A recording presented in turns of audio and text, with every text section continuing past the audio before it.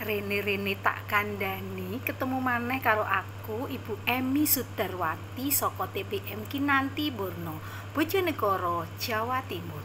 Ing kalodhangan iki aku arep maca salah sijining dongeng saka buku Sinau Karakter Lumantar Dongeng. Sing arep tak waca yaiku kanthi ira-iran Lala Jenes Bougainville. Ing sawijining dina, Lala lagi dolanan ing Taman Rajek Wesi. Akeh banget kembang-kembang kang urip endah ing kono. Salah sijine yaiku kembang Bougainville. Lala seneng banget mloya mlayu ngubengi taman. Nanging dumadakan Lala bengok sinambi nangis banter banget. Driji tangan kiwane getien. Lala ngepuki kembang Bougainville nganggo kayu. Ibuke Lala gugup banget pirsa tangane Lala. Kembang Bougainville njaluk sepura kanthi praupan sedih. Dheweke babar pisan ora kepengin natoni Lala.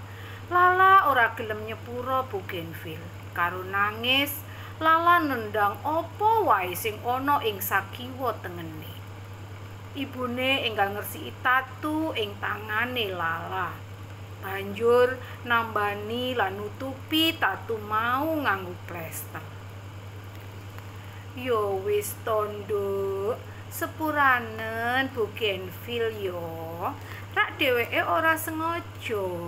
Apa maneh dheweke wis nyuwun sepura uga to. Sesuk lho, tatumu iku wis waras, ngendikane ibu. Iya Lala, aku ora kepengin natoni awakmu. Nanging amarga awakmu kurang hati-hati, mula eriku nyubles tanganmu. Sepisan maneh sepuranen luputku ya, bujuke Bougainville. Ya wis lah. Aku uga nyuwun sepura ya, mau wis ngepuki awakmu nganggo kayu. Sabenere iki salahku uga, amarga mau kurang hati-hati.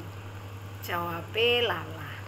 Lala lan Bougainville banjur padha salaman lan nyepura kabeh salahe. Sawise kedadian iku, Lala lan Bougainville memitran luwih raket tinimbang biasane. Mangkono cerita kanthi ira-irahan Lala Jenes Bougainville saka buku Sinau Karakter Lumantar Dongeng. Matur nuwun kanthi kawigatosanipun kepanggih malih ing cerita salajengipun. Matur nuwun.